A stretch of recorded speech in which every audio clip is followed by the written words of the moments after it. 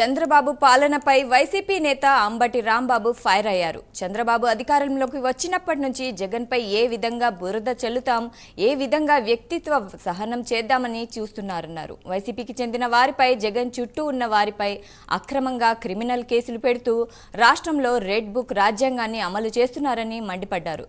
జగన్పై కుట్రలు చేసేందుకు చంద్రబాబు సమయం కేటాయిస్తున్నారని, రాష్ట్రంలో అభివృద్ధి సంక్షేమాన్ని పట్టించుకోవడం లేదన్నారు అంబటి రాంబాబు.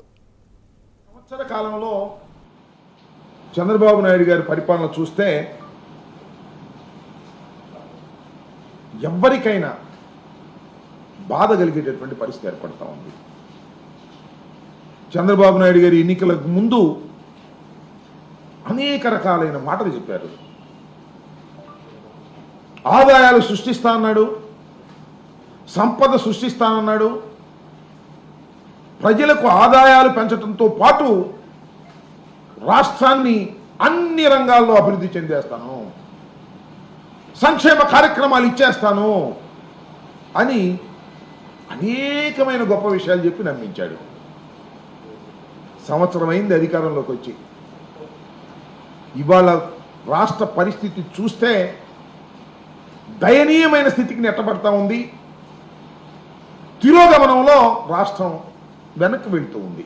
చంద్రబాబు నాయుడు గారు వచ్చిన దగ్గర నుంచి జగన్మోహన్ రెడ్డి గారి మీద ఏం బురద జల్లుదాం, ఆయన ఏ విధంగా వ్యక్తిత్వ హననాన్ని చేద్దాం, జగన్మోహన్ రెడ్డి గారి రాజకీయ పార్టీకి సంబంధించినటువంటి వ్యక్తుల మీద ఏ విధంగా క్రిమినల్ కేసులు పెడదాం, వేధిస్తాం, జగన్మోహన్ రెడ్డి గారు చుట్టుపక్కల ఉన్న వారి మీద లేనిపోని కేసులు పెట్టి ఆ కేసుల్లో వీరికించి వేధించి భయపెడదాం అనే ఒక రెడ్ బుక్ రాజ్యాంగాన్ని ఆయన అమలు చేస్తున్నాడు.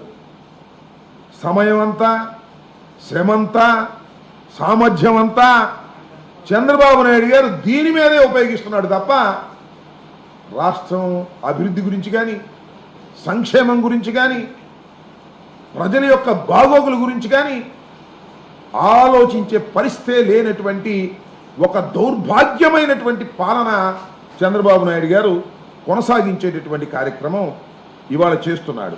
ఇద్దరు కొట్టుకునేటటువంటి పరిస్థితికి వచ్చారంటే ఎక్కడికి పోతుంది రాష్ట్రం? ఏమి అభివృద్ధి చెందుతుంది?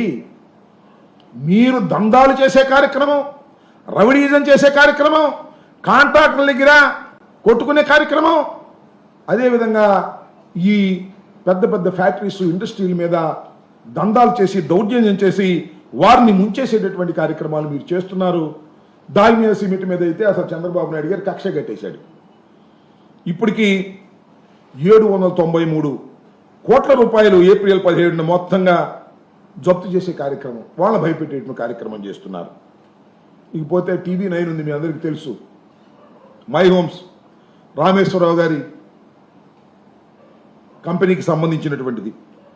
దాన్ని TV9నో లేకపోతే దాన్ని లొంగ తీసుకోవాలనే ఉద్దేశంతో వారి గనుల్లో నుంచి, వారికి సంబంధించిన సిమెంట్ గనుల్లో నుంచి ఈ ఉత్పత్తులు ఆగిపోవాలి, ఈ ముడి సరుకు తీసుకునే దానికి వీలు లేకోకుండా వారిని బెదిరించేటటువంటి కార్యక్రమాలు.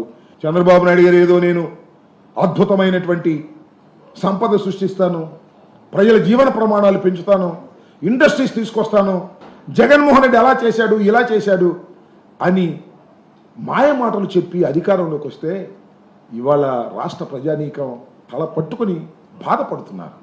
5 సంవత్సరాల పాటు అద్భుతమైన పరిపాలన ఇచ్చినటువంటి జగన్మోహన్ రెడ్డిని కాదని ఒక దుర్మార్గమైనటువంటి పరిపాలన, దౌర్జన్యాలతో కూడినటువంటి పరిపాలన, అబద్ధాలతో కూడినటువంటి పరిపాలన ఇవాళ సంవత్సరంలో తేలిపోయింది. ఇంకా కడవ 4 సంవత్సరాలు చూడవలసినటువంటి అవసరం లేదు. సంపద సృష్టిస్తాను అన్న చంద్రబాబు నాయుడు గారు సంవత్సరం పరిపాలన చేస్తే ఆ సంవత్సరంలో 5,520 కోట్ల రూపాయలు రావాల్సినటువంటి ఆదాయం రాలేదంటే ఈయన సంపద సృష్టిస్తున్నాడా, సంపద పోగొడుతున్నాడా? ఒక్కసారి ఆలోచించమని మనం